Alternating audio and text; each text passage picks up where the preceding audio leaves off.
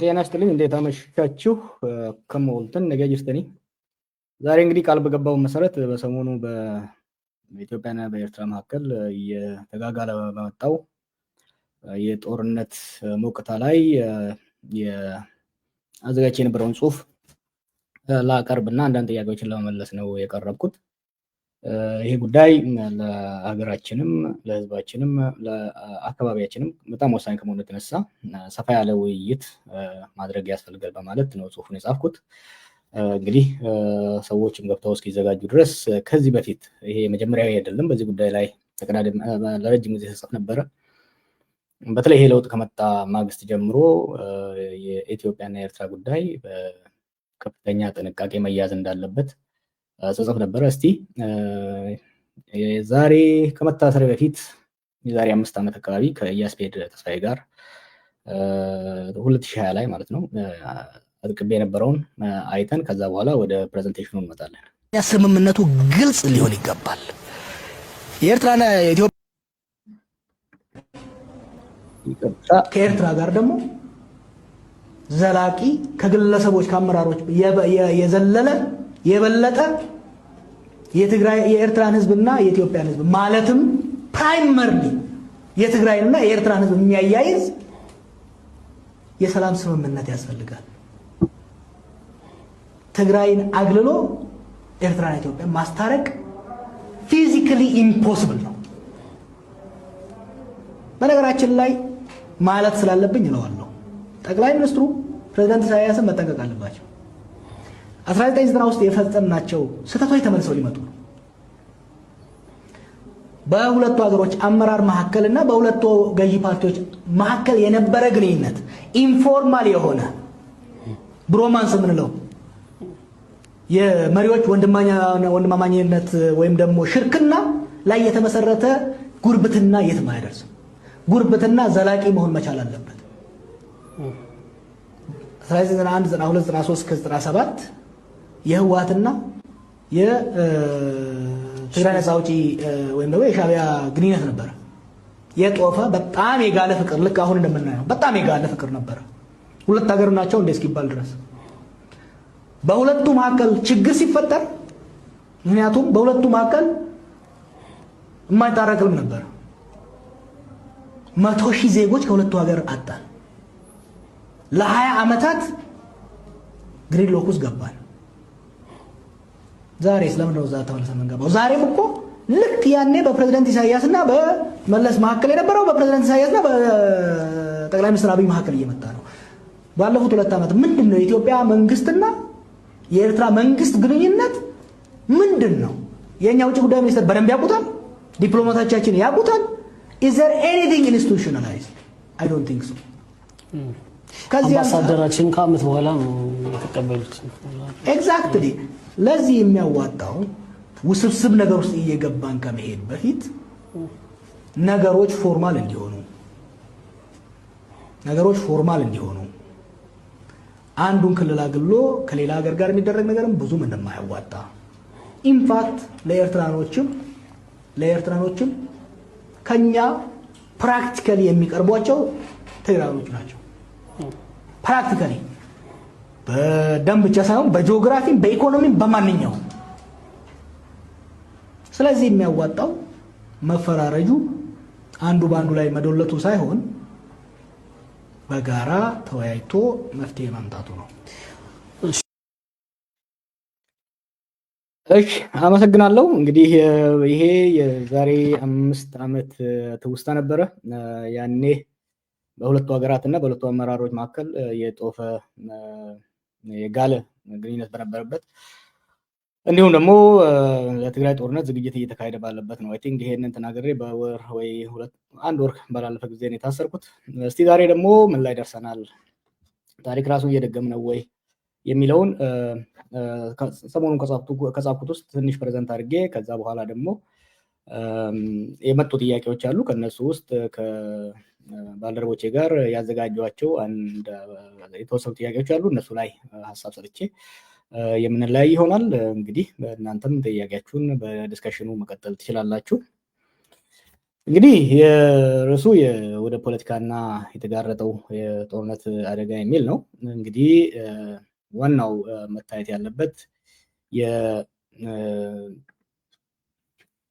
አብይ ባለፉት 2 ዓመት ተኩል አካባቢ ጀምሮ የወደብ ፖለቲካን በጣም እያጋገለው ነው የሄደው። ግን መጀመሪያ ከጀመረው አንስቶ በሶማሊላንድ ጋር ስምምነት ተፈራረመ። ያ ከሶማሊያ ጋር በጣም የጦፈ ክርክር ውስጥ ካገባ በኋላ ተሸንፎ ወደኋላ ተመለሰ። አሁን ደግሞ ባለፈው 1 ዓመት ወዲህ አሰብን መያዝ አለብን፣ አሰብ ሊሰጠን ይገባል የሚል ከፍተኛ ቅስቀሳ እያካሄደ ይገኛል። ይሄ እውነት አብይ እንደሚለው በቀላሉ ወደብ በጉልበት መያዝ ይቻላል ወይ? አሁን ያለው የኢትዮጵያ የባህር በር የማግኘት በጦርነት የማግኘት ዛቻ ምን አይነት መዘዝ ሊኖረው ይችላል የሚሉት አንዳንድ አደገኛ የሆኑና እኔም ይሄን ጽሁፍ እንድጽፍ ያነሳሱኝ በጣም ጉዳዮችን አቅልሎ በማግስቱ አሰብ መያዝ የምንችል የሚመስል በጣም አቅልሎ ሀሳቡን የመሸጥ ሙከራ እያደረገ ስለሆነ ያ ለህዝባችንም ለሀገራችንም ለአካባቢያችንም አደጋ ስላለው ነው። ለምሳሌ ኤርትራ 3 ሚሊዮን ሰው ያላት፣ ኢትዮጵያ በ1 ዓመት 3 ሚሊዮን ትወልዳለች የሚል ከዚህ በፊት በትግራይ ላይ ሲናገር የነበረውን አሁንም በኤርትራ ላይ እየደገመ ስለሆነ ይሄ ደግሞ መዘዙ ከፍ ስላለ ይሄ ነገር ጠቅላይ ሚኒስትሩ በጣም አቅልሎ አውርዶ እንደሚያደርገው ሳይሆን ውስብስብና የጦርነት አውድማው እሱ እንደሚያቀለው ሳይሆን ከበድ ያለ ውጤቱም የከፋ ሊሆን እንደሚችል ለማሳየት ያህል ነው። እንግዲህ የዚህ ጽሁፍ ዓላማ የኢትዮጵያ የባህር በር ጥያቄ ትክክለኝነትን ለመጠራጠር ለመከራከር አይደለም። የዚህ ጽሁፍ ዓላማ ያ አይደለም። የዚህ ጽሁፍ ዓላማ የባህር በር ጥያቄ አግባብ ባለው ጊዜውን ጠብቆ መካሄድ ያለበት መሆን አለበት የሚል ነው። ሌላው የዚህ ጽሁፍ ይዘት ደግሞ ህጋዊና ታሪካዊ ክርክሮችን አያካትትም። ወደፊት ኤክስፐርቶች ጋብዤ ወይ ኤክስፐርቶችን ጠርተን በሰፊው ልንወያይ እንችላለን። ብዙ የህጋዊና የታሪካዊ ጥያቄዎች ስለቀረቡ እነሱ ላይ ብዙም አንልም። ለአሁን ግን የፖለቲካዊና የወታደራዊ አሰላለፍ አካሄድ ላይ የሚያነጣጥር ይሆናል ማለት ነው። እንግዲህ የዋናው ወደ 2 ሀገራት እንግዲህ አብይ ያለ ያለው በጦርነት ነው ወደ መያዝ እንፈልጋለን እያለ ያለው። ለዚህ ደግሞ ወሳኙ 2 ነገሮች ወሳኝ ናቸው። አንዱ የሚዋጉበት ምክንያት ኮዝ ኦፍ ዋር በጣም ወሳኝ ነው። ሁለተኛው ደግሞ የኃይል አስተላለፉን የኃይል አቅም ማየት አስፈላጊ ሆኖ ይታያል። ኢትዮጵያ በአብይ እያቀረበ ያለው ለዚህ ጦርነት ዓላማ ምንድን ነው ብሎ ሲያስቀምጥ የባህር በር በጉልበት ማስከፈት የሚለው ላይ ነው እያመዘነ ያለው። ኤርትራ ደግሞ የሉዓላዊነት ነው እያቀረበ ያለው። ለአብይ ወደዚህ ጦርነት ከገባ ማሸነፍ ግዴታ ነው። ካላሸነፈ በስተቀር አሰብን መያዝ አይችልም። አሰብን ካልያዘ በስተቀር የጦርነቱ ድል ከቦታው አይደርስም። ለኤርትራ ደግሞ ትልቁ ነገር የግድ ማሸነፍ የለባትም። ራሷን ተከላከላ መትረፍ ስለሆነ የሉዓላዊነት ጥያቄ ስለሆነ መትረፍ ከቻለች ራሱ እንደ ድል ትቆጥረዋለች ማለት ነው። ሌላ መስፈርቶች የዚህ ጦርነት ውጤትና የዚህ ጦርነትን ርዝመት የምንመዘምንበት 4 መስፈርቶች ይኖሩናል። 5 መስፈርቶች ይኖሩናል። አንደኛው የወታደራዊ ኃይል ጥንካሬ፣ ሁለተኛው የማህበራዊ ድጋፍ፣ የኢኮኖሚ ጥንካሬ እና የዲፕሎማሲ ድጋፍ ናቸው ማለት ነው። አብይ አሸንፎ ሉዓላዊነት ለመያዝ በእነዚህ በ5ቱ መስፈርቶች የበላይነት ማግኘት መቻል አለበት። ኢሳያስ ከጦርነቱ ለመትረፍ ደግሞ የግድ ባያሸንፍም በእነዚህ የተወሰነ ያህል አቅም ሊኖረው ይገባል ማለት ነው። የወታደራዊ አቅምና አቋም ካየን የኢትዮጵያ መከላከያ ሰራዊት በአግባቡ መገምገም አስፈላጊ ነው። ምክንያቱም አብይ ነገሮችን አቅልሎ ወደ ጦርነት እየገፋን ስለሆነ ጀነራሎቹም ደግሞ እያወቁ እነዚህ የጦር መኮንኖች ላለፉት 7 ዓመት ከዛ በፊትም ከአንዳንዶቹ ጋር እንታወቃለን የኢትዮጵያን ወታደራዊ አቅም በደንብ የሚረዱ ናቸው። ሆኖም ግን ካለባቸው ፖለቲካ ጫና የተነሳ ህዝብን ሊያሳስት የሚችል መረጃ እየሰጡ ስለሆነ በጥንቃቄ መሄድ ያስፈልጋል። ባለፉት 7 ዓመታት የኢትዮጵያ መከላከያ አቅምን ስንገመግመው ይሄ ጦር እንደሚታወቀው ከህወሓት ኢህአዴግ የአማጺ ጦር ወደ ብሔራዊ ጦር የተቀየረ ነው። የዛሬ 7 ዓመት ለውጥ ከመጣ በኋላ ሪፎርም የሚባል ስራ ተጀመረ። በዚህ ጦር ላይ ሪፎርም ሲጀመር የህወሓት የተባሉ ጀነራሎችና የተለያዩ ኦፊሰሮችን ከማስወጣት ያለፈ በቂ የሆነ ሰዎችን ከማስወጣት ያለፈ በቂ የሆነ መልሶ የማደራጀት የኢንዶክትሪኔሽን የመከላከያ ፖሊሲ ሪፎርም አልተደረገለትም። ይሄ ሳይደረግለት ወደ ትግራይ ጦርነት ተገባ። ወደ ትግራይ ጦርነት ሲገባ እንግዲህ ዓላማው ግልጽ ያልሆነ በቂ ሪፎርም ያልተካሄደለት ጦር ነው። በቂ ሪፎርም ስንል የኢህአዴግ ጦር 2 ዓላማ ነበረው፣ ህገ መንግስቱን ማስከበርና አብዮታዊ ዲሞክራሲን ማስከበር። አብይ ወደ ብልጽግና ሲመጣ ያንን የሚተካ የመከላከያ ፖሊሲ ሳይዝ ነው የመጣው። ወደ ትግራይ ጦርነት ሲገባ ውዥንብር ነው የተፈጠረው። በዛ ውዥንብር ውስጥ በተለይ ደግሞ በ2 ሳምንት ውስጥ መቀሌን ያዝን ይበሉ እንጂ በመልሶ ማጥቃት በአመፅ መልሶ የማጥቃት ህወሓት ባደረገው ከፍተኛ ጉዳት ነው በኢትዮጵያ መከላከያ ላይ የደረሰው። ብዙ ሰው የወደሙ ታንኮች እና ሌሎች እንደሚያየው ብዙ የመስመራዊ መኮንኖች አዋጊ ሆኑ ብዙ መኮንኖች አብዛኛው የተጎዳበትና እስከዛ ወዲህም አልተተካም። ይሄ ሳይተካ የትግራይ ጦርነት በፕሪቶሪያው ስምምነት ለጊዜው ከተገታ በኋላ ጦርነቱ አልቆመም።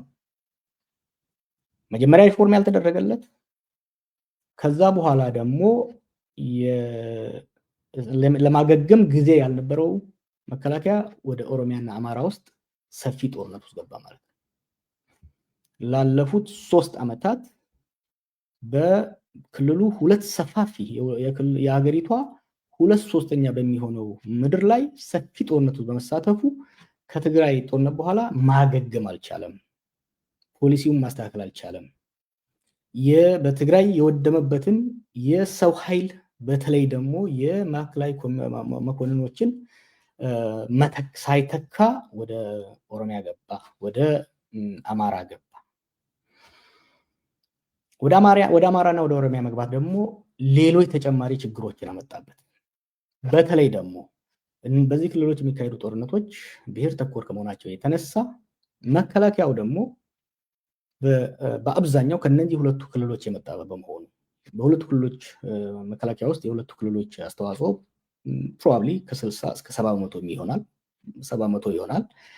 ይሄ ሰፊ የሆነው የመከላከያ የሰው ኃይል ለዚህ ብሔር ተኮር ለሆነ ግጭት ተጋላጭ መሆኑ የውስጥ የብሔር ክፍፍል አደጋ አድርሶበታል። ሌላው ጦሩ ላለፈው 7 ዓመታት ማብቂያ ለሌለውና በጣም ረጅም አድካሚ ለሆነ የውስጥ እርስ በርስ ጦርነት ላይ መሳተፉ እንዲደክም፣ እንዲሰላች፣ ኤግዞስት እንዲያደርግ አድርጎታል ማለት ነው። ስለዚህ ባለፉት 7 ዓመታት ውስጥ በቂ ሪፎርም ያልተደረገለት ከፍተኛ ጉዳት የደረሰበት አቅሙ የዛለ መከላከያን ይዞ ነው የጦርነት ወጃ የጦርነት ፉከራ ውስጥ አብይ ያለው። አብይ ከመከላከያ ጀነራሎችም ከፖለቲካ አመራሩም በዚህ ላይ ጥያቄ በተደጋጋሚ ይነሳለታል። በተለይ በውስጥ ስብሰባዎች ሲነሳለት፣ በፓርላማ ሲናገር እንደምታዩት፣ በሚዲያ ሲናገር እንደምታዩት ጥያቄው ወደ ጎን ለመግፋት እኛ እንደ የድሮ ዘመን ጦርነት አንዋጋም፣ ዘመናዊ ጦርነት የምንዋጋው የጨበጣ ጦርነት አይደለም የምንዋጋው ይላል። ይህ ማለት ነው የአየር ላይ ጦርነት የድሮኖች እና የአየር ኃይል ጦርነት የምንዋጋው ይላል። ከዛ አንጻር የኢትዮጵያ አየር ኃይልን አቅም ወይ የኢትዮጵያ አየር ኃይል የበላይነት እውነት ውጤት ሊያመጣ ይችላል ወይ፣ ይህን ጦርነት አሸንፎ አሰብን ለማስያዝ ያስችላል ወይ የሚለውን የሀገራችን ዜጎች በጥንቃቄ ማየት ይገባቸዋል። ኢትዮጵያ አየር ኃይል ከኤርትራ እንደሚበልጥ ሁሉም ያውቃል። ኢትዮጵያ ድሮኖች በተለይ በኢሚዲየት ድጋፍ እንዳላትም ይታወቃል።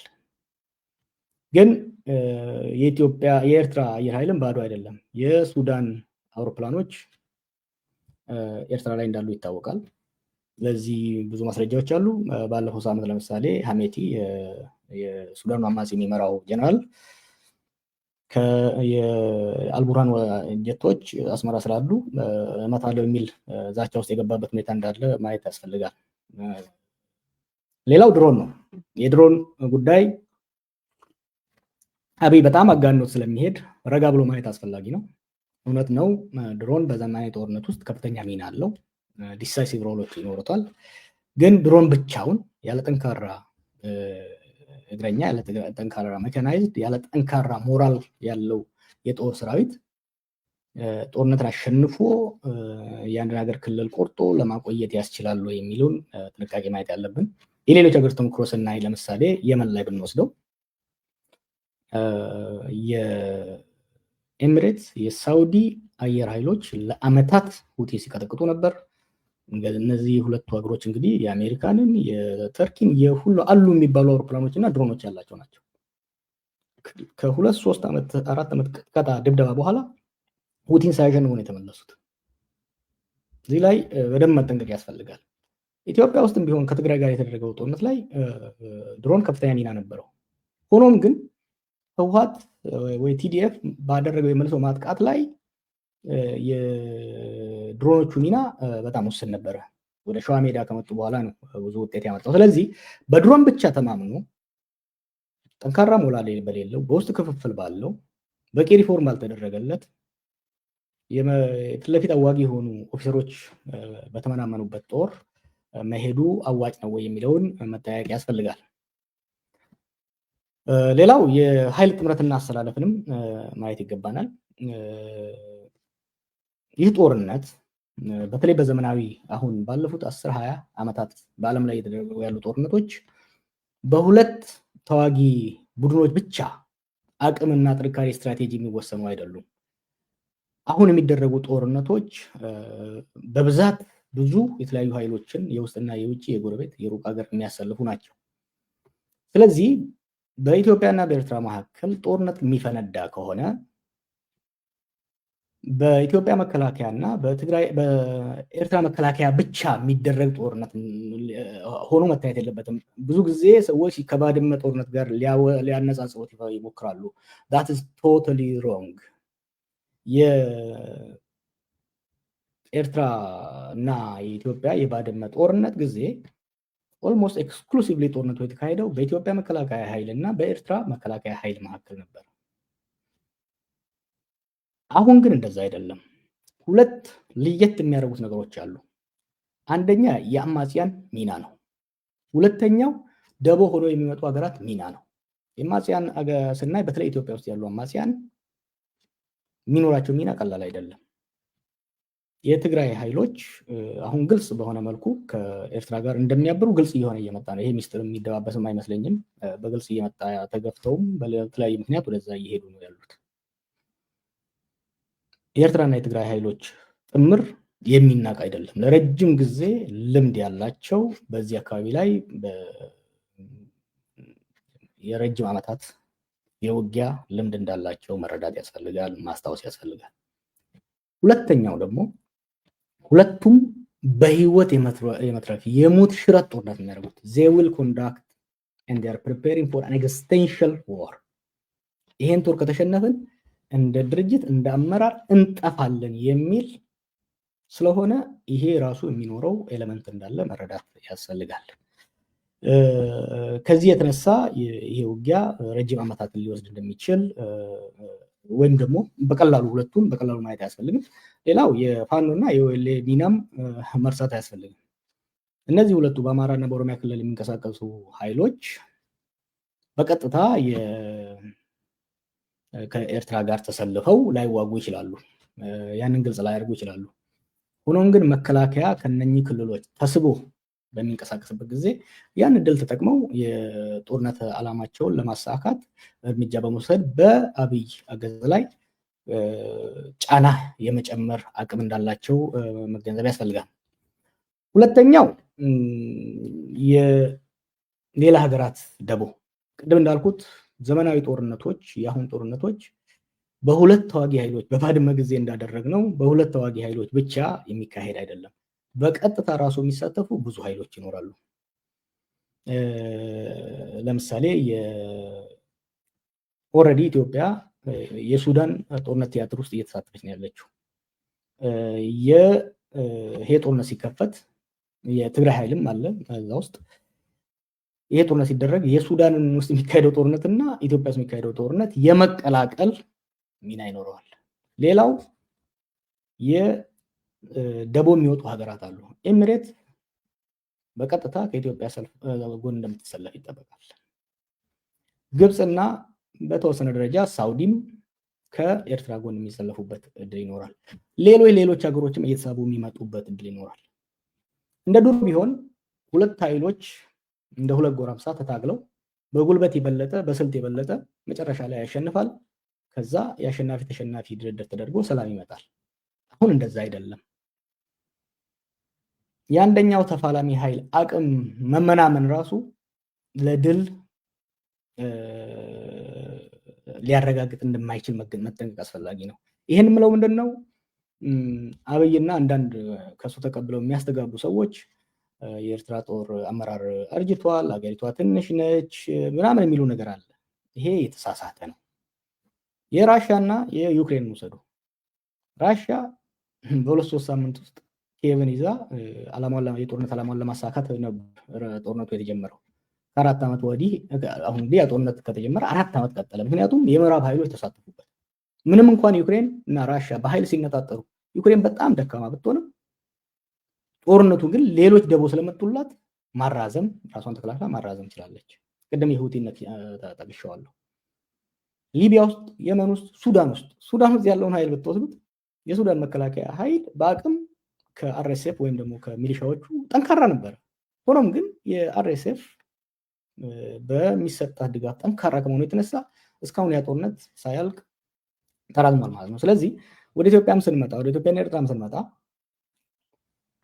የአብይና ኢሳያስ የኢትዮጵያና የኤርትራ ወታደራዊ ቁመና ብቻ አይደለም ለዚህ ጦርነት የሚወስነው። የዚህ ጦርነት መስፋት እድሉ ትልቅ እንደሆነ መረዳት ያስፈልጋል።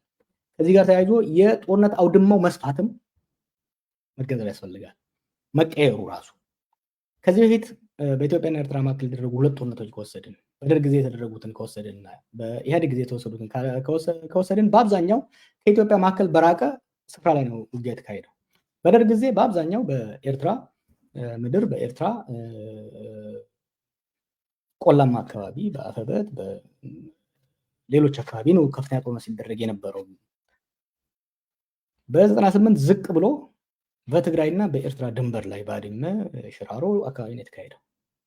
አሁን ደግሞ ጦርነቱ ከዛ ወደ ፍንፍኔ ዝቅ እያለ ነው የሚመጣው። ምክንያቱም የትግራይ ኃይሎች ከኤርትራ ጋር የሚሆኑ ከሆነ ጦርነቱን ልትጀምር የምትችለው ሜይቢ ቡሬ ላይ በአፋር በኩል ነው ወይም ደግሞ በመተማ በኩል። እነዚህ ደግሞ ወታደራዊ ኤክስፐርቶች እንደሚናገሩት ለጦርነት ከባድ ነው የሚያደርገው። በአፋር በኩል ያለው ሙቀትና መልክዓ ምድር በቀላሉ ለመግፋት አስቸጋሪ እንደሆነ በተለይ በ98 እስከ 2000 የተደረገው ጦርነት ላይ ከፍተኛ ጉዳት የደረሰው በኢትዮጵያ መከላከያ ላይ በዛ በኩል መሆኑን ብዙዎች የሚናገሩት ነው። አይ ቲንክ ጀነራል ባጫም ከዚህ በፊት ሲናገር ሰምቼዋለሁ። ሌሎችም ሰዎች የሚናገሩት ነው። በመተማ በኩል የሚደረገው ከሆነ ቀላል አይሆንም።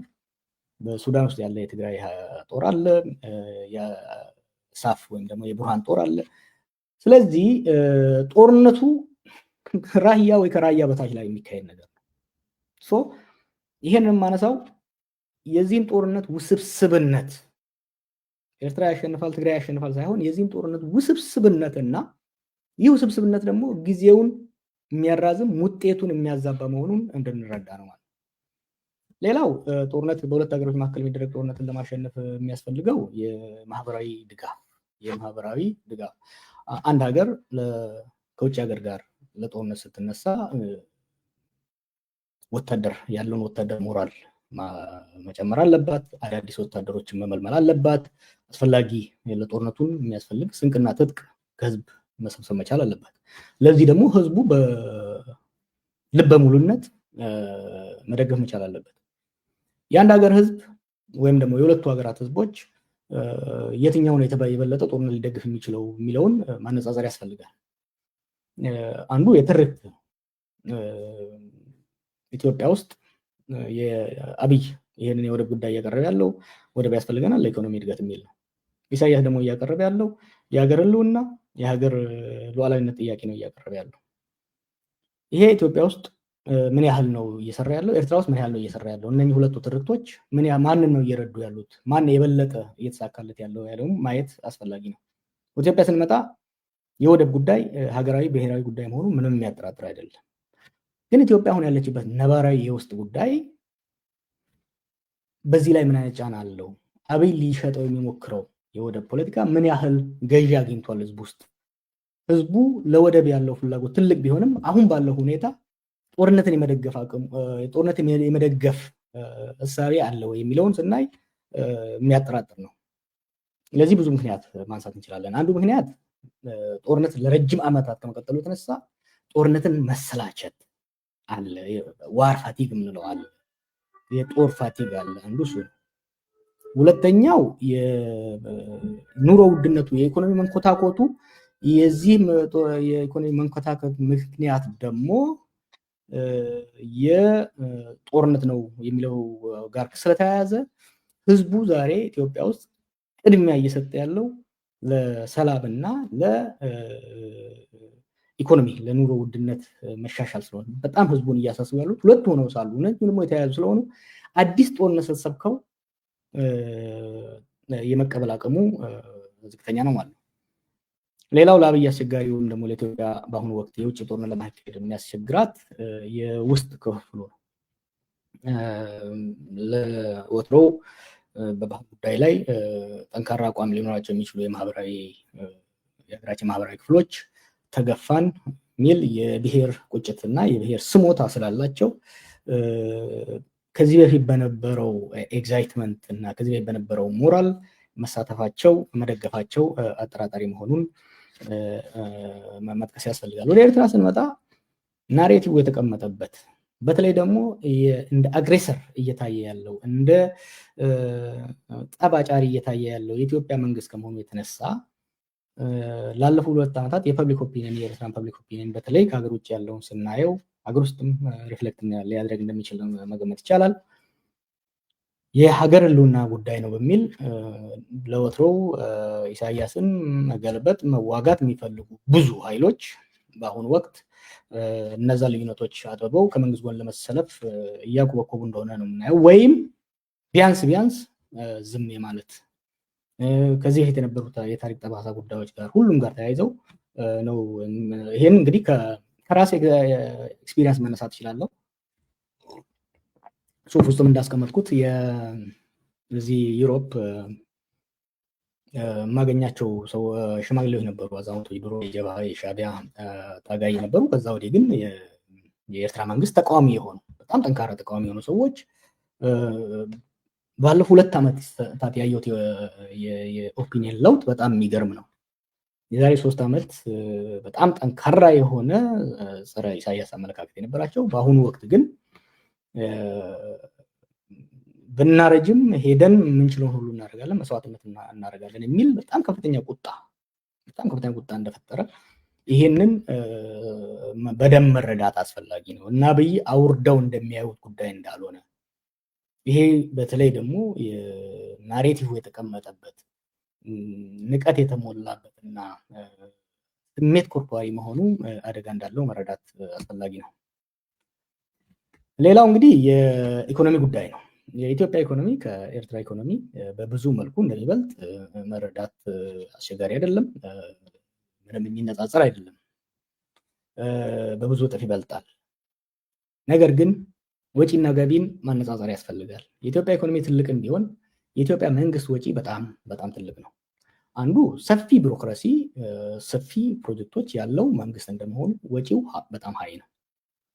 የተከፋዩ ቁጥር በጣም ሀይ ነው። የተከፋይ ስል ደግሞ በተለይ በአይዲዮሎጂ ላይ የተመሰረተ አብይን በመውደድ ወይም ደግሞ ብልጽግናን በማመን የሚያገለግል ቢሮክራሲ ሳይሆን ያለው ወይም ደግሞ የፓርቲ አፓራተስ ሳይሆን ያለው አሁን ያለው አፓራተስ በጥቅም ላይ የተመሰረተ መንግስት ከሚያገኘው ጠቀሜታ በተለይ ማቴሪያል የገንዘብ ጠቀሜታ የተመሰረተ መሆኑ የመንግስት ወጪ በቀነሰ ቁጥር በጦርነት የመንግስት ገንዘብ ወደ ጦርነት በሄደ ቁጥር የመክዳትና በመንግስት ላይ የማመጽ የመንግስትን የጦር ኤፈርት ያለመርዳት ሁኔታ ሊመጣ ይችላል። ሌላው ሙስና በጦርነት ላይ ከፍተኛ ጫና ያመጣል፣ በጣም ከፍተኛ ጫና። ምክንያቱም መንግስት ለፕሮጀክት የሚያወጣው ገንዘብ ውስጥ ለፕሮጀክት የሚመደበው ገንዘብ ለተባለለት ዓላማ ሳይሆን ወደ ግለሰቦች ኪስ የሚገባ ከሆነ ያ ፕሮጀክት አይሳካም። ኢትዮጵያ ውስጥ አሁን በመንገድ እናያለን፣ በትምህርት ቤቶች እናያለን። ወደ ጦርነትም ሲመጣ ለጦርነት ግብአቶችን ለመግዛት መንግስት የሚመደበው ገንዘብ በሰዎች መሰረቁ፣ ሙስና በአሁኑ ወቅት ኢትዮጵያ ውስጥ ከዚህ በፊት ታይቶ በማያውቀው ሁኔታ ኦፊሻል የሆነ ያለ እፍረት ነው እየተካሄደ ያለው። ይህ የሙስና ሂደት የዋር ኢፈርቱን የዋር አካሄዱን ሊጎዳ እንደሚችል መገንዘብ አስፈላጊ ነው። ሌላው ኢትዮጵያ ከፍተኛ የብድር ጫና አለባት። ከአመታዊ በጀታችን ውስጥ ወደ 40% የሚሆነው ለጦርነት ነው የሚወጣው። ስለዚህ ለ40% የሚሆነው ለጦርነት ሳይሆን ይቅርታ ለዕዳ ክፍያ ነው የሚወጣው። ለጦርነት ለማካሄድ የሚተርፈን ገንዘብ ትንሽ መሆኑን መረዳት አስፈላጊ ነው። በኤርትራ ወገን ስንመጣ ቅድም እንዳልኩት ጂዲፒያቸው ወይም ኢንካማቸው በጣም ትንሽ ነው። ሆኖም ግን ወጫቸው ደግሞ በጣም ትንሽ ነው። ቢሮክራሲያቸው በጣም ትንሽ ነው። ጦራቸው በናሽናል ሰርቪስ የሚሳተፍ ነው በአብዛኛው። ሙስና በጣም ዝቅተኛ ስለሆነ ያላቸውን ገንዘብ ብዙም ሳይሰረቅና ሳይባክን ወደ ጦርነት የማዋል እድል አላቸው። ቅድም እንዳልኩት ደግሞ እንዳትረሱ የጦርነት ዓላማው ዋር ኦብጀክቲቭ የመከላከል ስለሆነ ወጪያቸውን የቆጠቡ ረዘም ላለ ጊዜ ለመዋጋት የሚያስችል አቅም ይኖራቸዋል። ስለዚህ የማህበራዊ እና ኢኮኖሚያዊ ስንደምረው ለኢትዮጵያ አስቸጋሪ ይሆናል ማለት ነው። ሌላው እንግዲህ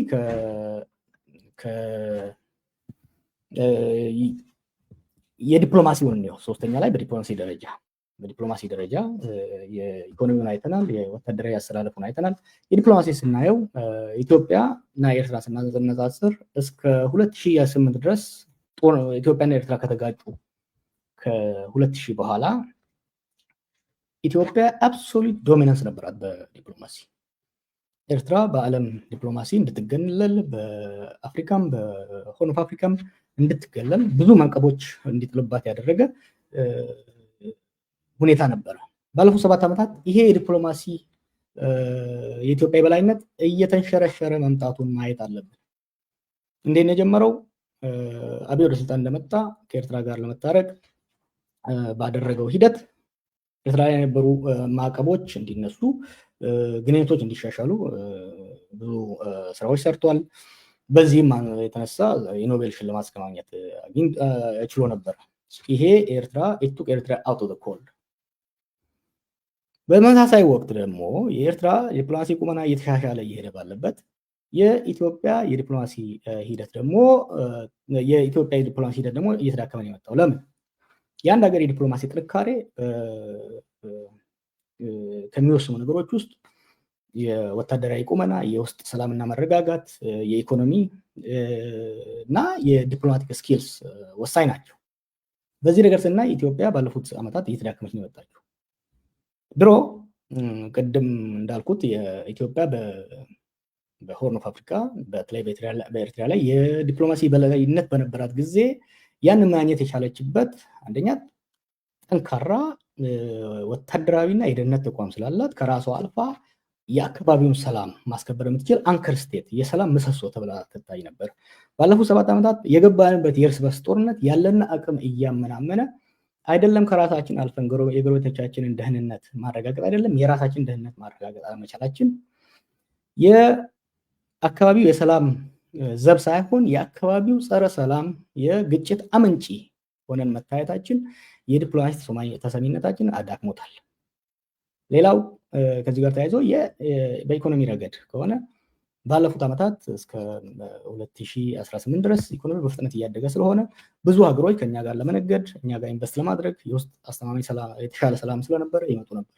አሁን የውስጥ ግጭቱና የመሰረተ ልማቶች መውደም የሀገሪቷ የወደፊት ዕጣ ፈንታ ፕሬዲክተብል አለመሆን ኢንቨስትመንትን እያረቀ ሄዷል። የኢኮኖሚ አቅማችንም ተመናምኗል። ሌላው የዲፕሎማሲ ስኪልስ ያለን የዲፕሎማሲ ስኪልስ መዳከሙ መረዳት አለብን። በተለይ ይሄንን ዲፕሎማቶች ወደፊት ያው ስለሚፈሩ እንጂ ብዙ ጊዜ የሚናገሩት ነገር ነው። የኢትዮጵያ ውጭ ጉዳይ ሚኒስትር ከምን ጊዜውም በፊት በላይ ተዳክሟል በአሁኑ ወቅት። ለምን? አንድ የዲፕሎማሲን ስራ ከውጭ ጉዳይ ሚኒስትር ወደ ጠቅላይ ሚኒስትር ቢሮ ተወስዷል። ገና አብይ እንደመጣ ጀምሮ የዲፕሎማሲውን ስራ በጠቅላይ ሚኒስትር ቢሮ እንዲሰራና የውጭ ጉዳይ ሚኒስትር ለይስሙላ ብቻ እንዲቀመጥ ተደርጓል። ኢህአዴግ የነበረው የውጭ ፖሊሲ ተቀይሮ በሌላ ግን አልተተካም። ዛሬ ላይ ኢትዮጵያ ይሄ ነው የተባለ ለእያንዳንዱ ሀገር ለእያንዳንዱ በዓለም አቀፍ ደረጃም ሆነ በአህጉራዊ ደረጃ ግልጽ የሆነ የፖሊሲ የውጭ ጉዳይ ፖሊሲ የላትም። አምባሳደሮቻችን ሊያርሙ ይችላሉ ከተሳሳቱ። በየአመቱ ወደ ሀገር ቤት ሲጠሩ የሚሰጣቸው ትሬኒንግ ኮሪደር የማየት እና መደመርን የማንበብ ከውጭ ጉዳይ ስራ ጋር ምንም የተያያዘ የሌለበት ጊዜያቸውን የሚያባክኑ ስራ ነው እየተሰራ ያለው። ስለዚህ የዲፕሎማሲያችን መዳከሙን መረዳት አስፈላጊ ነው። በኤርትራ ረገድ ስናይ ደግሞ ቅድም እንዳልኳችሁ አብይ ረድቷቸው ከማዕቀብ ውስጥ ወጥተዋል። የኢትዮጵያ እየተዳከመችና እየተመናመነች መሄድ፣ የሱዳንም እየተዳከመች መሄድ፣ የሬድሲ ላይ እና በሚድል ኢስት ያለው ግጭት ኤርትራ ቢያንስ የውስጥ ሰላሟን ማረጋገጥ የቻለች ኮሄሲቭ የሆነ የሴኩሪቲ እና የሚሊተሪ አፓራተስ ያላት ሀገር መሆኗ የሚጠሏት ሀገር ከዚህ በፊት ስርዓቱን መጣል የሚፈልጉ ኃይሎች እንኳን ሳይቀሩ ለየት ያለ ሀሳባቸውን የመቀየር ለዚህ ማሳያው ፕሬዚደንት ዶናልድ ትራምፕ ግንኙነታችንን እናሻሽል በማለት የጻፈው ደብዳቤ አንዱ ነው። ይሄ ቀላል ነገር አይደለም። ይሄንን የምልበት ምክንያት አለኝ። ይሄንን የምልበት ምክንያት ድሮ ቢሆን በኢትዮጵያና በኤርትራ መካከል ግጭት ሲነሳ ያለምንም ጥርጥር አብዛኛው የምዕራብ ሀገራትና ኃይላት ከኢትዮጵያ ጎን ነበር የሚሰለፉት። አሁን ግን ከኢትዮጵያ ጋር ጎን መሰላፋቸውን እጠራጠራለሁ። ከኤርትራ ጎን እንኳን ባይሰለፉ ከኛ ጋር የሚሰለፉ አይመስለኝም። አሜሪካ ለምሳሌ አብይ የጦርነት ሰበቃውን ሲጀምር አሜሪካ ለኢትዮጵያ ማስጠንቀቂያ የሰጠችው፣ እንግሊዝም እንደዛው። ባለፈው 2 ሳምንት ወር አካባቢ የውጭ ጉዳይ ሚኒስትሩ ጌዲዮን ጢሞቴዎስ ደብዳቤ ለዩኤን ሴኩሪቲ ካውንስል ሲጽፍ እንዲወያዩበት ባደረገው ጥያቄ አልተቀበሉትም። በዛ ጊዜ ያን ስብሰባ የመራው ራሽያ ነው። ኢማጂን እንግዲህ አሜሪካም ራሽያም ያሉበት የዩኤን ሴኩሪቲ ካውንስል በዚህ ጉዳይ ላይ የያዘው አቋም ብዙ የሚያሳየን ነገር እንዳለ መረዳት አስፈላጊ ነው። እንግዲህ እነዚህ ነገሮች ጠቅላላ አድርገን ስናይ አሁን ያለው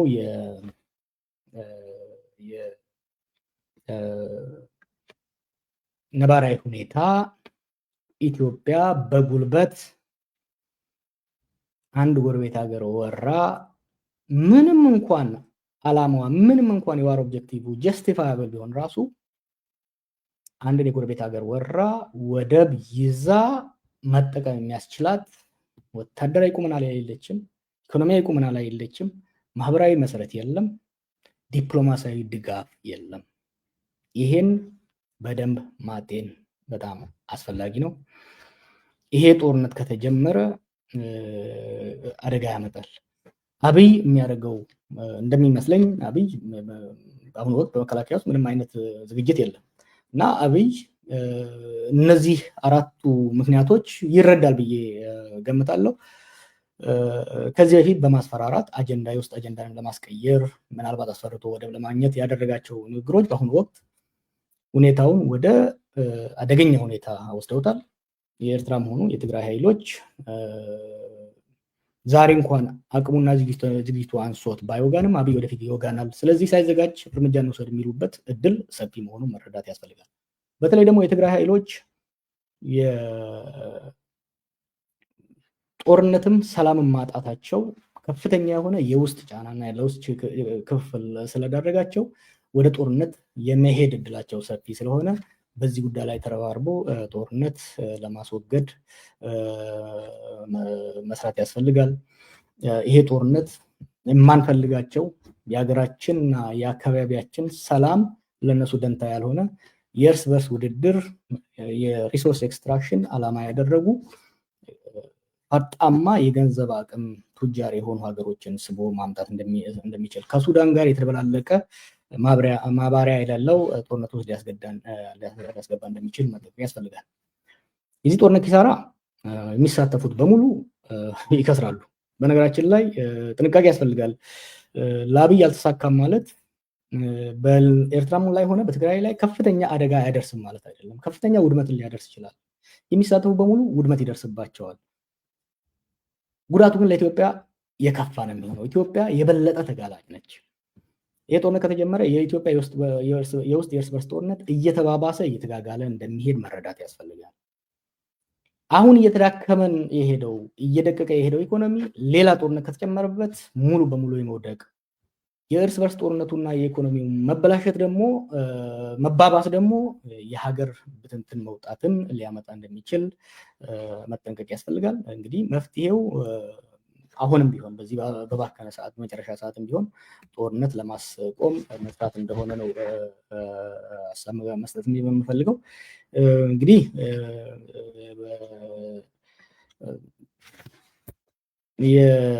እስካሁን እንግዲህ ያቀረብኩላችሁ ይሄ የሆነው ሳለ እስከ እናንተ የላኳቸውን ጥያቄዎች ደግሞ እስቲ አየት በማድረግ ወደ እነሱ እንሄዳለን። ኦኬ፣ ጥያቄዎቹ እንግዲህ ቅድም እንዳልኳችሁ እነዚህ የኢትዮጵያ በአብይ የጀመረው በጦርነት ወደብ የመያዝ ጉዳይ አደጋ ላይ ደርሷል። ይሄን ጽሁፍ አቅርቤያለሁ። በዚህ ጽሁፍ ላይ እናንተ ያቀረባችኋቸውን ጥያቄዎች ደግሞ እስቲ ቀረብ ብለን ለማየት እንሞክር። አንደኛው ጥያቄ ይሄ ነው። ወያኔና ሻዕቢያ ተጠቃቅሰው የኢትዮጵያን ሕዝብ ድምፅን አፍነው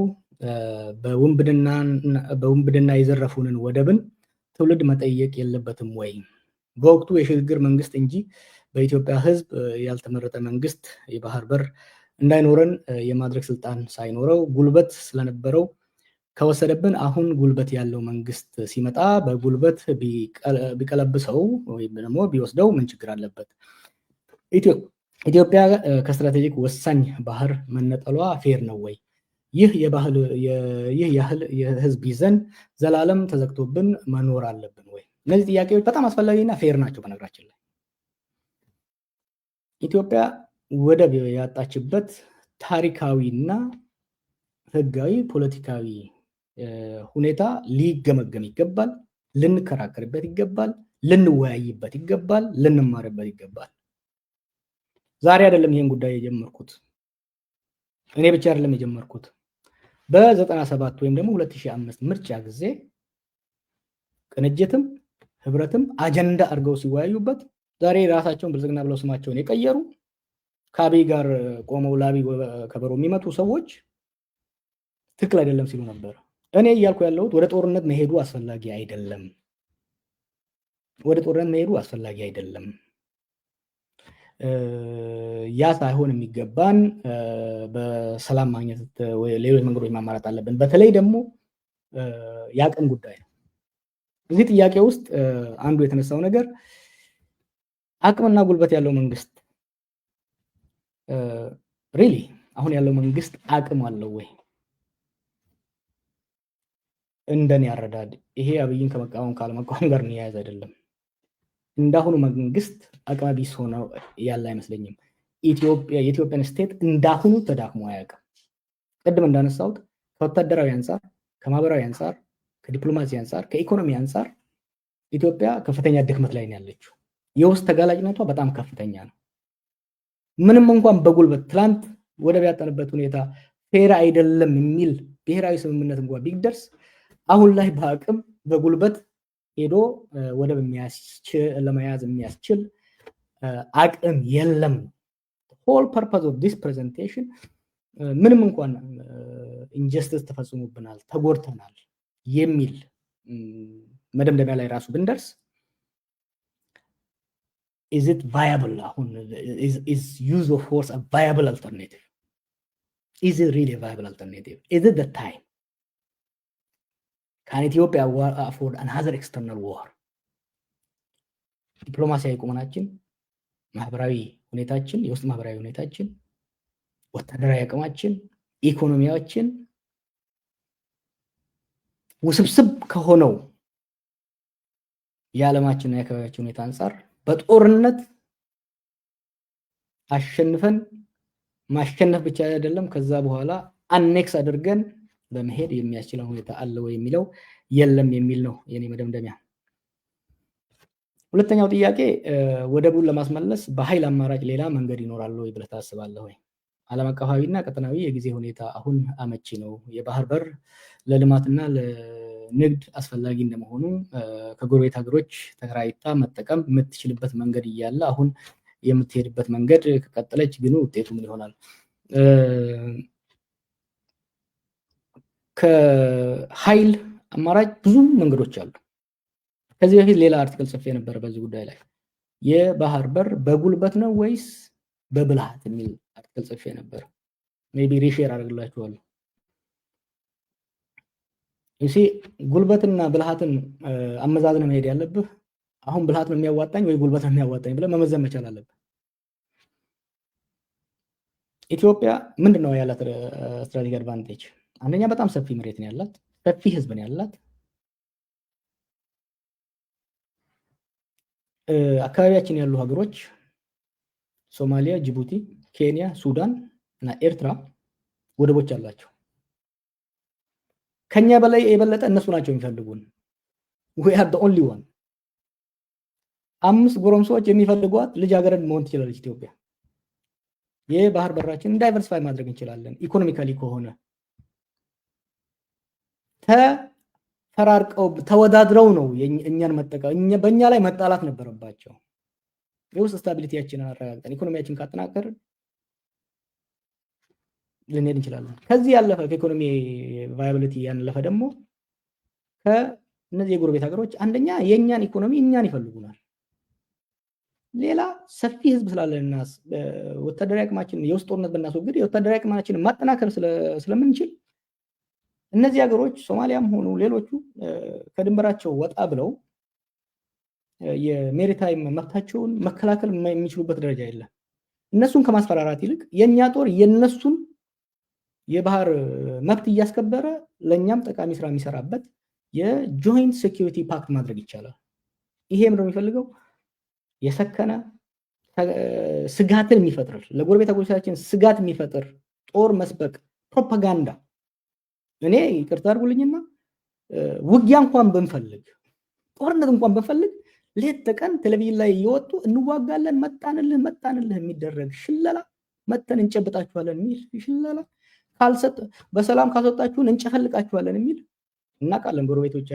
ጎረቤቶቻችን ከኛ ጋር ብዙ ሼር የሚያደርጉት ነገር አለ። እልውስ ነው የሚከታቸው። ይሄ ብዙ እንደማያወጣ ጠንቅቆ ማወቅ ያስፈልጋል። ሶስተኛው ጥያቄ ጦርነቱ ከተነሳ በባህር በር ጥያቄ መነሻ ወይስ ባልተፈቱ የትግራይ ክልልና የአማራ ክልል ውስጣዊ ቀውሶች መነሻነት ነው ወይ? ሌላ ጉዳይ ደግሞ የኢትዮጵያ ወደብ የምትፈልገው ወይስ የባህር በር? ጦርነቱ ከተነሳ የጦርነቱ ምክንያት ምንድን ነው የሚለው ጥሩ ጥያቄ ነው። የጦርነቱ ምክንያት አሁን ወደ ወደብ መጣን ወይም ደግሞ ወደ ባህር በር መጣን እንጂ ይህ ግጭት መነሻው የባህር በር ጉዳይ አይመስለኝም። እንደምታውቁት ከፕሪቶሪያ ስምምነት በኋላ ነው ይሄ ነገር እየበሰለ የመጣው። የመከዳዳት አንደኛ አስቀድሞኑ ሀገራዊ የሆነ ተቋማዊ የሆነ ስምምነት አለመኖር፣ ከዛ በኋላ በጂጊ የትግራይ ጦርነትን 4 ኃይሎች ተዋጉ። ከዚህ በፊትም ብየዋለሁ። ትግራይ ኃይሎች፣ የኤርትራ ኃይሎች፣ የአማራ ኃይሎች፣ የፌደራል መንግስት ተዋግተው የፕሪቶሪያ ስምምነት ግን ከ4ቱ ኃይሎች 2ቱን ብቻ ነው ለማስታረቅ የሞከረው። በኤርትራኖቹ ወገን የተከዳን ስሜት ፈጠረ። ይሄ በሁለቱ አመራሮች መካከል ቁርሾና ንዴትን ብቻ ሳይሆን መፈራረትን፣ አንዱ አንዱን እንደ ኤግዚስቴንሻል ትሬት አብይ ኢሳያስ ተከዳ ብሎ ስለሚያስብ ያጠፋኛል የሚል ፍራቻ ውስጥ ገባ። ቫይስ ቨርሳ። ይሄ የፈጠረው ዋናው የጦርነቱ ምክንያት ወንድሜ ጠያቂው እንዳነሳው በኋላ ላይ ወደ መታከኪያ ሆነች እንጂ መነሻው ይሄ እንደሆነ በጣም አስፈላጊ ነው። የትግራይና የአማራ ክልል ቀውሶች ነገሮችን ያባባሰው ባይ ፕሮዳክት ናቸው፣ ኮዝም ናቸው። ለምንድነው ባይ ፕሮዳክት ናቸው ኮዝም ናቸው የምለው? የአማራ ክልል ቀውስ የፕሪቶሪያ ስምምነት አካሄድ ነው ይሄን የፈጠረው። ከዛ በኋላ ግን ተዋጊ ኃይሎች አስመራም አዲስ አበባም የራሳቸው ሚና አላቸው። ስለዚህ የሁለቱ ክልሎች ችግር የዚህ ሰለባ ሆኗል ማለት እንችላለን። ኢትዮጵያ ወደብ ነው ወይስ የባህር በር ነው የምትፈልገው? ሁለቱን እኔም እያምታታው የሚሄደው አብይ እያምታታ ስላቀረበው ነው። ወደብ ከሆነ የምንፈልገው ያ ወደብን በሊዝ በምናምን መጀመሪያ ሲያቀርበው ትዝ ካላችሁ ገና የሶማሌው ጣጣ ውስጥ ሳይከተን ሲያቀርብ የነበረውን ካያችሁ በሊዝም በምንም መጠቀም እንችላለን የሚል ነገር ነበረ። ያ የወደብ ጉዳይ ነው። እኔ እንደማየው ኢትዮጵያ የምትፈልገው የኮሜርሻል መጠቀም ብቻ ሳይሆን የንግድ የኢኮኖሚ ጥቅሟንና የባህር ላይ ጥቅሟን ለማስጠበቅ የአካባቢ ሴኪሪቲ ላይ ዲስ አር አወር በፈር ዞንስ። ዛሬ እኛ ባናነሳው እና ባያነሱት ወደፊት ትውልድ የሚያነሳው ጉዳይ ነው። እነዚህ በአካባቢያችን ያሉ ሀገሮች እና ምንም እንኳን በቀጥተኛ የባህር በር እንኳን ባይኖረን በባህሩ ላይ የሚደረገው ቲያትር አፌክት ያደርገናል በብዙ መልኩ። ስለዚህ በህንድ ውቅያኖስም ሆነ በቀይ ባህር ላይ የሚደረጉ እንቅስቃሴዎች ኢትዮጵያ ለመሳተፍ መጠየቋ ትክክል ነው። የሬድሲ ካውንስል ሌላ የሚለው ላይ መጠየቁ በሰላማዊ መልኩ መጠየቁ ትክክል ነው። ሆኖም ግን አጠያየቁ ችግር ውስጥ ከቷል። ይሄ ነው እያልኩ ያለሁት። ሌላው ጥያቄ የባህር በር ጉዳይ የኢትዮጵያ መንግስት ወቅታዊ አቋም በሰላማዊና በዲፕሎማሲያዊ መንገድ የሚል ይመስላል። ጠቅላይ ሚኒስትሩ በቅርቡ ለዓለም አቀፍ አካላት ጥሪ አቅርበዋል። ሁለቱ መንግስታት በጉዳዩ ላይ እንዲያደራደሩ ወይም እንዲሸመግሉ ጠይቀዋል። ይህ ቀደም ሲል በማንኛውም መንገድ በኤኒሚስ ነሰሪ ይባል የነበረውን የቀየረ ይመስላል። በቅርቡ ደግሞ ፊልድ ማርሻሉ አሁን ጥያቄያችን ከፍ ብለዋል ያሉበት ንግግር አለ። የአሁኑ የመንግስት አቋምና ስትራቴጂ ምን ይመስላል? ችግሩ እዛ ጋር ነው ያለው ጓዶች፣ ያለው ችግር እዚህ ጋር ነው። ጥያቄን ክሊር ማድረግ ጥያቄያቸውን ራሱ ክሊር ማድረግ አልቻሉም።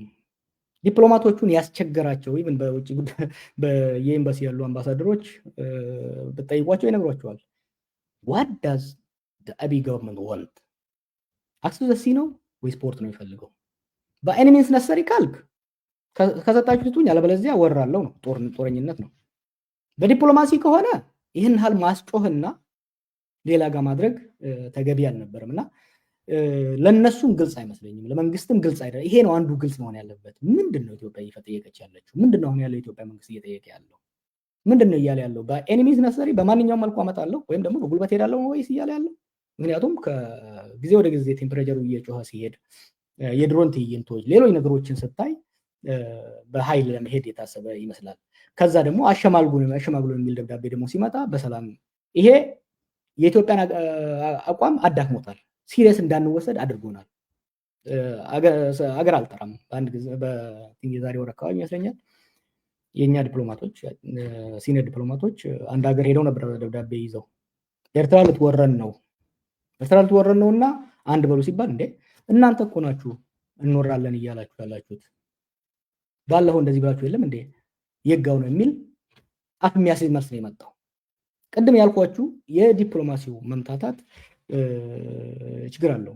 አይ ቲንክ የዘለልኩት እዛ ዲፕሎማሲ ውስጥ አንዱ የዲፕሎማሲያችን የጎዳው የአብይ ተክለስብዕና ነው። አንደኛ ከውጭ ጉዳይ ሚኒስቴር የዲፕሎማሲያችንን ሙሉ በሙሉ ወስዶ የራሱ ቢሮ ውስጥ ከተተ። ሁለተኛ የግል ዲፕሎማሲ እያካሄደ አብዛኞቹ የአፍሪካና የአካባቢያችን መሪዎች ጋር በግል ቁርሾ ውስጥ ገብቷል። ሌሎቹን ሰድቧቸዋል፣ ክዷቸዋል፣ ዋሽቷቸዋል። ዛሬ እሱን የሚያምን እሱን የሚያከብር መሪ ከኤሚሬቱ በስተቀር ሌላ ያለ ሰው አይመስለኝም እና ይሄ በዚህም ጥያቄ ላይ የተንጸባረቀ ነው።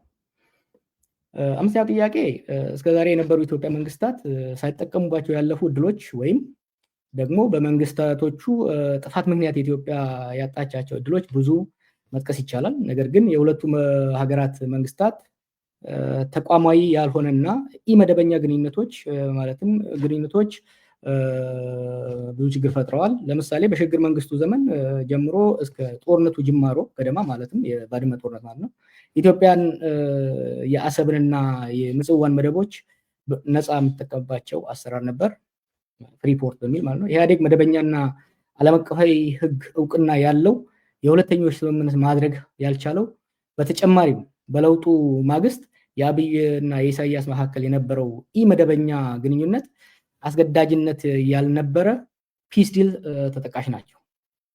ጥያቄው ምንድነው? ኢትዮጵያ አሁን በአሁኑ ሰዓት የባህር በር ባለቤት ለመሆን የሚያስችላትን መደበኛና ዓለም አቀፍ እውቅና የሚኖረው ግንኙነት ወይም ስምምነት ለማሳካት የሚያስችል የመደራደሪያ አቅም አላት ወይ ብለህ ታስባለህ? ወደ ጥያቄው ሳልመጣ ጠያቂው ያቀረበው ሂደት አስፈላጊ ነው። በኋላ ላይም መለስ አደርግበታለሁ። አብይ አሁን በኢህአዴግ ላይ በመለስ ላይ ጣቱን ሲቀስር አየዋለሁ። እሱም ደግሞታል።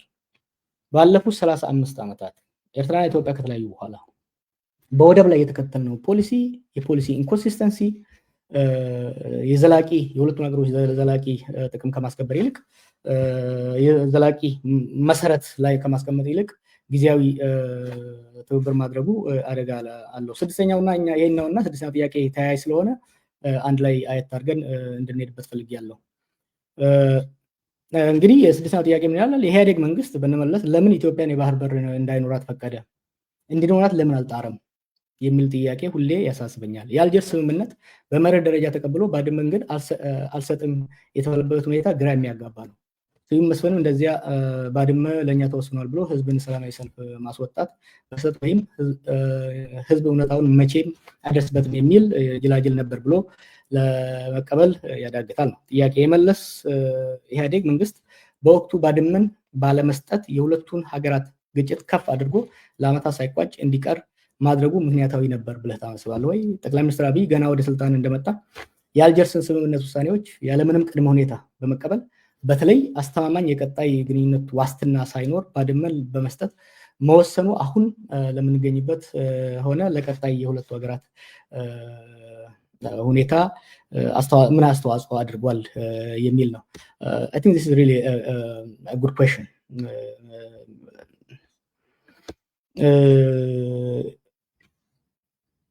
የሚገርመው ኢህአዴግ አገዛዝም የብልጽግና አገዛዝም በዚህ ጉዳይ ላይ ተመሳሳይ ስህተት የፈጸሙ መሆናቸው መረዳት ያስፈልጋል። እነሱ ብቻ ሳይሆን የኤርትራ መንግስትም ቢሆን በሁለቱ ጉዳዮች ላይ ሁለቱ ሀገሮች ሲለያዩ 93 ቢሆን ከዛ ወዲህ እንደገና ወደ ጦርነት ሲሄዱ ሶስቴ ስህተቶች መፈጸማቸውን ማየት አስፈላጊ ነው። አይ ቲንክ በዚህ ላይ አንድ አብይ በቅርቡ የተናገረውን እና ከዛ ፊት የተናገርኩትን አጫጭር ቪዲዮዎች ላሳያችሁ ደስ ይለኛል። ምክንያቱም የሁለትዮሽ ግንኙነት በምን መልኩ እንደተበላሸ መረዳት አስፈላጊ ነው። እስቲ ምክር ቤት የኢትዮጵያ ሕዝብ እንዲያምፈልገው ግን ጥያቄው ስናነሳ ትንሽ ዳራው ልስጣችሁ። መጀመሪያ ኢትዮጵያን የቀይ ባህር አክሰስ ያሳጣው ውሳኔ ማን ወሰነው? ካቢኔው ይሆናል ብለን የካቢኔውን ዶክመንት ብናገላብጥ የለም፣ ካቢኔው አያውቀውም። አይ የለም ምክር ቤት ይሆናል የወሰነው ብለን ብንወስን ምክር ቤቱም አልነበረ፣ ምክር ቤት አያውቀውም ውሳኔው። የለም የኢትዮጵያ ሕዝብ በሪፈረንደም ወስኖ እንዳይባል ነበርን እኛም ያኔ። የኢትዮጵያ ሕዝብ ያልወሰነው ተወካዮቹ ያላዩት ቢያንስ ካስፈጻሚ ካቢኔ ያላየው ውሳኔ ማን ወሰነው? ይሄ ጥሩ ጥያቄ ነው። ትክክል ነው። በእንመለስ ጊዜ የተሄደበት ሁኔታ ግልጽነት ያነሰው እንደነበረ ምንም ያከራክር አልነበር። በእነ አብይ ጊዜስ ኦኬ እነመለስ ከኛ በፊት የነበሩት 91 ላይ በማንኛውም ምክንያት ግልጽ የሆነ ስምምነት አላደረጉም። እና አብይ ግን እየጮህንባቸው እያለቀሰን እያል ያን ስህተት አልደገሙም ወይ? ይሄንን ቪዲዮ ተመልከቱ። የዛ ጊዜ በግለሰቦችና በፓርቲዎች ልዩነት የተነሳ ነው። የሁለቱን ሀገሮች ግንኙነት ከ91 በኋላ እንደ አውሮፓውያን አቆጣጠር የመለስና ኢሳያስ የህወሓትና የሻዕቢያ ግንኙነት ነው ያደረጉት። ይሄ ስህተት ፈጠረ። በሁለቱ አመራሮች መካከል ልዩነት ሲመጣ በሁለቱ ፓርቲዎች መቃቀር ሲመጣ ድንበር ላይ ግጭት ተፈጠረ። ያ ሁሉ ሰው አለቀብን። አሁንም ቢሆን ሁለቱ አመራሮች መቀራረባቸው ጥሩ ሆኖ የነሱ መቀራረብ ግን ህጋዊ ሊሆን ይገባል፣ ብሔራዊ ሊሆን ይገባል፣ ሀገራዊ ሊሆን ይገባል። ያለን ኢኮኖሚያዊ፣ ፖለቲካዊ እና የጸጥታ ስምምነት ግልጽ ሆኖ መጻፍ መቻል አለበት። ያ ብቻ አይደለም፣ በጠቅላይ ሚኒስትሩና በፕሬዝዳንቱ ይሁንታ ብቻ ሳይሆን የኛ ዲፕሎማቶችና ኤክስፐርቶች ከሁለቱም ወገን ቁጭ ብለው ዲቴይልድ በሆነ መልኩ ሊጽፉትና ለህዝብ ሊቀርብና ህዝብ ሊያውቀው ህዝብ ሊወያይበት ይገባል። ይሄን ማድረግ በጣም አስፈላጊ ነው።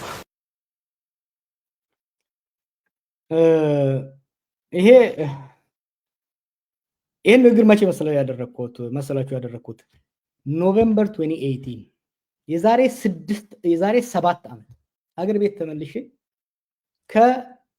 ከኦገስት ተመልሼ በ2-3 ወር ውስጥ በውስጥ በዛ ጊዜ የነበሩት አመራሮች ሊመሰክሩ ይችላሉ።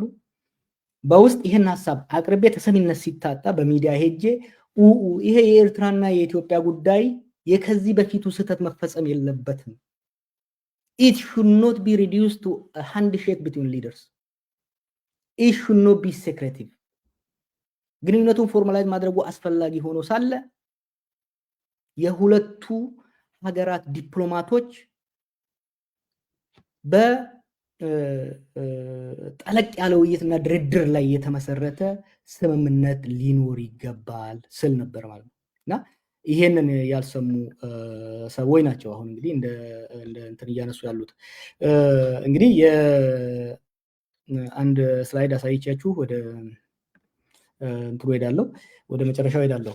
ሎክ እስቲ ብዙ ወጣቶች ለሆናችሁትም ትንሽ ጠበቅ አድርገን እንየው የዚህ ጉዳይ አስፈላጊነት። እስከዛሬ በእኛ እድሜ ማለት እንችላለን ባለፉት 30 ምናምን ዓመታት አብይ ስለተናገረ ነው። ቅድም ያለው ንግግር አዳምጡና ስህተቶች ነበሩ። የነዚህ ሀገራት ግንኙነት ጠበቅ ያለ የኢኮኖሚ መሰረት ሊኖረው እንደሚገባ፣ ስምምነቶቹ ጊዜያዊ ፖለቲካዊ ኮንቪነንስ ላይ ብቻ የሆኑ መሆናቸውን እንድታዩ ፈልጋለሁ። የ91ዱ ስምምነት ቅድም እንዳለው የ93ቱ ስምምነት ከዚህ በፊት የነበረውን ካለፍ ነው። በዛ ጊዜ ከጦርነት ከመምጣታቸው የነሳ ስልጣን ለማጠናከር ለብዙ ምክንያት መለስ ገፍተው ወይም ደግሞ ስለሚዋደዱ ሊሆን ይችላል የሁለቱ ሀገራት የኢኮኖሚ ትስስር ጉዳይ ላይ መዋቅራዊ የሆነ ኢንስቲቱሽናላይዝ የሆነ ስምምነት ላይ አልተደረሰም። ከዛ በኋላስ 93 ላይ ኤርትራ ነጻ ስትሆን የሁለቱ ሀገራት ጉዳይ ተከን ባለ ጠለቅ ባለ የሁለትዮሽ የኢኮኖሚ ስምምነት ሳይደረግ የወደብንም በዛው ነው ልታመጣውን ትችላል አለመደረጉ ለጦርነት ጋረጠን። 1998 ላይ ከ5 ዓመት በኋላ ወደ ጦርነት ገባን። 2 ዓመት ከተፋጀን በኋላስ የአልጀርሱ ስምምነት ምንድን ነው ያደረገው? ጦርነት አስቆመ። የድንበርና የይገባኝ ጥያቄዎችን ኮሚሽን ፈጠረ። ግን ይሄ ስምምነት የሌለው ምንድነው? በሁለቱ ሀገራት መካከል የወደብ መዳረሻና የንግድ ትብብር ስምምነት ችላ ተባለ።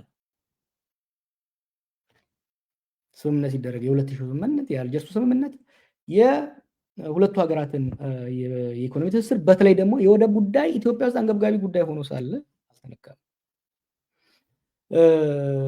ትኩረቱ ተኩስ ማቆምና ብቻ ላይ እና ድንበር ላይ ብቻ አሲፍ ባድመ ወዘ ኮዝ የዛ ጦርነት ኮዝ ባድመ አልነበረም። የዛ ጦርነት ኮዝ የሁለቱ መንግስታት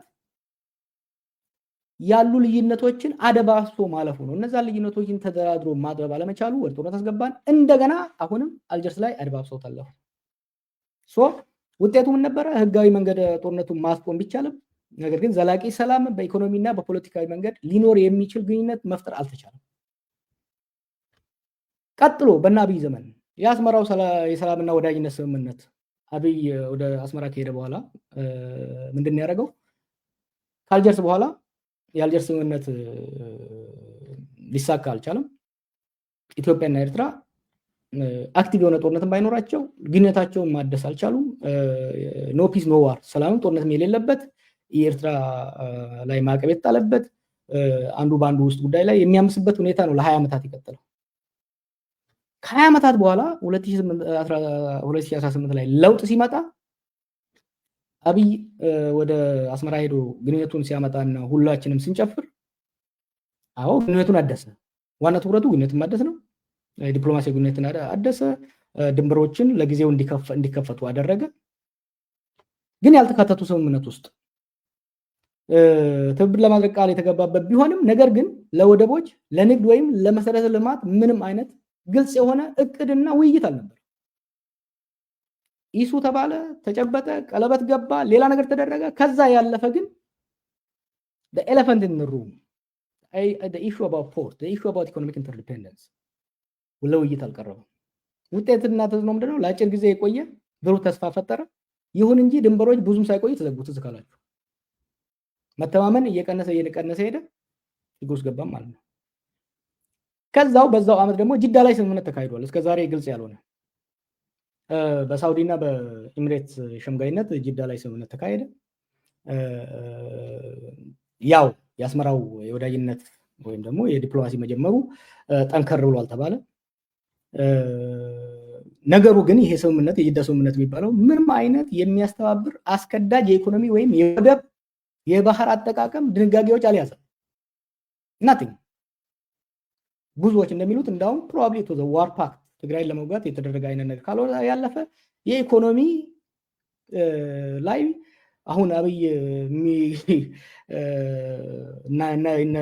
መለስን እየረገመ ያለ ካቢኔ ስምምነት በነገራችን ላይ በኢትዮጵያና በኤርትራ መካከል በአብይ ጊዜ የተደረገ ስምምነት የነመለስን ያህል እንኳን ውይይት አልተደረገበትም። ኢህአዴጎችን አነጋግሬያቸዋለሁ። ቢያንስ በኢህአዴግ ፖሊሲ ቢሮ ደረጃ ውይይቶች ነበሩ፣ ንግግሮች ነበሩ። አብይ እንደሚለው ምንም ነገር አልነበረም የሚለው አይደለም። በአብይ ዘመን እኮ ከአብይ ባለፈ ምናልባትም ከአብይና ከፕሬዝዳንት ኢሳያስ ያለፈ ሲሪየስ የሆነ ውይይት በኢትዮጵያ ካቢኔም ውስጥ አልነበረም፣ በውጭ ጉዳይ ሚኒስቴርም አልነበረም፣ ከአገሪቷ ወታደራዊ መኮንኖች ጋርም አልነበረም። ሲሪየስ የሆነ ነገር አልነበረም። የጅዳው ስምምነት ውጤት ምንድነው? ሁለቱ ሀገራት ላይ ምንም ተጨባጭ እድገት የሌለው የዲፕሎማሲ ትስስር ነው ያመጣው እና እነዚህ ስህተቶች በሚቀጥለው ትውልድ መደገም የለባቸውም። እንደ መደምደሚያ አንድ ነገር ልበል ወዳጆቼ፣ የወደብን ጉዳይ ወደፊት ስንሄድ በጥንቃቄ መሄድ ያስፈልጋል። አሰብ ለሁለቱም ሀገራት ጠቃሚ ነው፣ ወሳኝ ነው። ለኤርትራ ካላት የተፈጥሮ ሀብት ውስጥ አንዱና ትልቁ የባህር በሯ ነው። ከዚህ ውስጥ አሰብ ያስፈልጋቸዋል። ለኢኮኖሚ ግመል መጠጫ ሆነ ደረቀ እያልን የምናጣጥለው ነገር የተራ የሰፈር ውስጥ ቆሽ ለማሳረር ለመፎጋገሪያ አንዱ አንዱን ለማብገኛ ለማናደጃ ካልሆነ በስተቀር ለገንቢ አይደለም። ኤርትራ ብዙ ሪሶርስ ያላት ሀገር አይደለችም። ስለዚህ ያስፈልጋታል። ለኛም ደግሞ ለኢትዮጵያም ደግሞ ይሄ ወደብ ያስፈልጋል። አንደኛ ካሉ ወደቦች ሁሉ ኮንቪኒየንት የሆነ ነው። ሁለተኛ ሂስቶሪካል የሆነ በኢትዮጵያን ሂስቶሪካል ሜሞሪ ውስጥ ቦታ ያለው ወደብ ነው። ስለዚህ ማድረግ ያለብን እነዚህ የወደብ ጉዳይ እንካ ሰላንቲያ የተራ የመበሻሸቅ በጉልበት ወስድብሃለሁ አይ አትጠቀማትም የሚል ሳይሆን ሰከን ያለ ውይይት ያስፈልጋል። ይህ ደግሞ ብሮደር በሆነ በሁለቱ የሀገራት ግንኙነት ያላለቀ ፍቺ ብየዋለሁ ከዚህ በፊት የሁለቱ ሀገራት ግንኙነት ያላለቀ ፍቺ ብየዋለሁ። ይሄ የሁለቱ ሀገራት ግንኙነት አንደኛ ሴኩሪታይዝ ከማድረግ እንቆጠብ። የህልውና ጥያቄ እያለ የምናደርገው ነገር በኢትዮጵያም ወገን ሆነ በእነሱም ወገን የህልውና ጥያቄ አድርገን በጣም የምናከረው ነገር ማለዘብ ያስፈልጋል። የሁለቱ ሀገራት ኢኮኖሚ ኢንተርዲፔንደንት መሆኑን መቀበል አለበት። ኤርትራ ከኢትዮጵያ ከረጅም ጦርነት ጊዜ በኋላ የፖለቲካ አውቶኖሚ ብታገኝም ራሱ ኢኮኖሚካሊ አውቶኖመስ መሆን አትችልም። ኢትዮጵያም ቢሆን ሌላ ዋጋ ከፍላ አሁን ኮምፕሌን እንደምናደርገው ለጅቡቲ ሌላ ዋጋ ከፍለን ካልሆነ በስተቀር አሰብ ለኢኮኖሚያችን የሚጠቅመን ነው። ከኤርትራ ጋር የሚኖረን ለኢኮኖሚያችን አስፈላጊ ነው። ከዛ የበለጠም ከኤርትራ ጋር ሰላምና ስምምነት መፍጠር ለውስጥ ሰላማችን የኢትዮጵያና የኤርትራ ፖለቲካዊ ኢኮኖሚያዊ እና የደህንነት ጉዳይ ኢትስ ኢንተርዎቨን ኢትስ ኢንተርዲፔንደንት። ኤርትራን እያመሱ ኢትዮጵያ ውስጥ ሰላም አይመጣም። ኤርትራን ትሬትን እያደረጉ ኢትዮጵያ ውስጥ ሰላም አይመጣም። ኢትዮጵያን እያመሱም ኤርትራ ውስጥ ሰላም ሊመጣ አይችልም። እድገትም ሊመጣ አይችልም። እነዚህ ነገሮች በመገንዘብ በመቀበል ወደፊት የምናደርገው ሂደት ላይ ዲሴኩሬታይዝ ማድረግ ስምምነታችን መጀመሪያ ከኢኮኖሚ እንጀምር። የኢኮኖሚ እድገት የኢኮኖሚ ትስስርን እያሰፋን ከዛ በኋላ የኢኮኖሚ ትስስራችን መተማመንን እስከዛሬ የነበሩ ታሪካዊ ቁርሾችን እያረገበ ሲሄድ ከዛ ወደ ሴኩሪቲ ፓርትነርሽፕ ከዛ ወደ ፖለቲካል አሬንጅመንት የምንሄድበት ኦቨር ይርስ የግድ በአንድ ጀነሬሽን በአንድ አመራር ዘመን መሆን የለበትም። የመጨረሻው ነጥብ በተለይ በወደብ ጋር በተያያዘ እንዲሁም ደግሞ በሁለትዮሽ ግንኙነት ላይ የሶስተኛ ወገኖችን ማለትም እነዚህ በአካባቢያችን የወደብ የውሃ ፍላጎት ያላቸውን ኃይሎች ማሳተፉ ጠቃሚ አይደለም። ለጦርነት ሊበጁን ይችላሉ። ኤምሬት ድሮን ልታቀበለን ትችላለች። ግብፅ ለኤርትራ ልታቀበል ትችላለች። ያዋጉናል እንጂ አብረን እንድናድግ በምንም መልኩ ሊረዱን ይችላል። አንዱ የአብይ ስህተት በአሰብ ጋር በተያያዘ ባለፈው ፓርላማ ላይ ሲናገር ነበረ። ጄኔሬተር ልከውልን ሲል ነበር። ሂዝ ፕሮፖዛል ዋዝ አሰብን ኤምሬት ዲቨሎፕ አድርጋ ኢትዮጵያ እንድትጠቀም። ዳት ዳዝ ኖት ወርክ። አሰብን ኤርትራና ኢትዮጵያ በራሳቸው አቅም በጋራ አቅም በኔጎሽየትድ ሆኖ ወደፊት ምን አይነት አሬንጅመንት ነው የሚጠቅመው የሚለውን ተወያይተንበት ተደራድረን በሁለቱ ብቻ በሚደረግ በሁለቱ ሀገሮች ህዝቦች፣ በሁለቱ ሀገሮች አመራሮች፣ በሁለቱ ሀገሮች ነጋዴዎች ላይ የተመሰረተ መፍትሄ ማምጣት ያስፈልጋል ማለት ነው እና የመጨረሻ መልእክቴ ለሀገራችን፣ ለአህጉራችን፣ ለአካባቢያችን ሰላም ያስፈልጋል። በጦርነት የሚመጣ ወደብ ሊጠቅመን አይችልም። በጦርነት ወደብ ለማምጣት የሚያስችለን አቅምም የለንም። በዛ አይነት አቋም ላይ የለንም። ወደ ጦርነት መሄድ ኤርትራንም አይጠቅምም፣ ኢትዮጵያንም አይጠቅምም፣ ትግራይንም አይጠቅምም። የጦርነት ከበሮ ድለቃውን እናቀዝቅዘው፣ ወደ ድሮይንግ ቦርድ እንመለስና ለሁላችንም ህዝቦች ለሁላችንም ሀገሮች የሚጠቅም የስምምነት ላይ እንድረስላለው። እንግዲህ ወደፊትም የምጽፋቸው ጽሁፎች ላይ እንደዚህ እየቀረብኩ ሰፋም ጠበብም ያሉ ሀሳቦችን መስጠት እችላለሁ፣ ሞክራለሁ። እናንተም ጥያቄያችሁን ላኩልኝ። ምሁራኖች ደግሞ በእንዲህ አይነት ጉዳዮች ላይ ነፃና ሰፊ ያለ ከኤርትራም ከኢትዮጵያም ከብልጽግናም ከሻቢያም ከወያኔም ከኦኤልኤም ሀገራዊና የሁለትዮሽ ጉዳዮች ላይ የሰከነ ውይይት ማድረግ የምትፈልጉ ከሆነ ከሌሎች ሚዲያዎችም ጋር የምናዘጋጅ ይሆናል። ከመዋጋታችን በፊት እስቲ የሰላም አማራጮችን ኤግዞስት እናድርግ። ተጋደልን፣ ከኤርትራኖች ጋር ላለፉት 70 ዓመታት ተፋጀን። አጥንት ነው የተረፈን፣ ደም መፍሰስ ነው የተረፈን፣ ድህነትና እርዛት ነው የተረፈን። ሌትስ ትራይ something we did not try. Let's try negotiation. Let's try robust cooperation. Let's try democracy. Let's democratize our relationship. ያን ከሞከርን ምናልባት ለሚቀጥለው ትውልድ የተሻለ ነገር ማስረከብ እንችላለን። ሰላም ለሀገራችን፣ ሰላም ለህዝባችን። ደህና ደሩልኝ። በሌላ ዝግጅት እስክንገናኝ ሰላም ሁኑ። ደህና ደሩ፣ ደህና ዋሉ።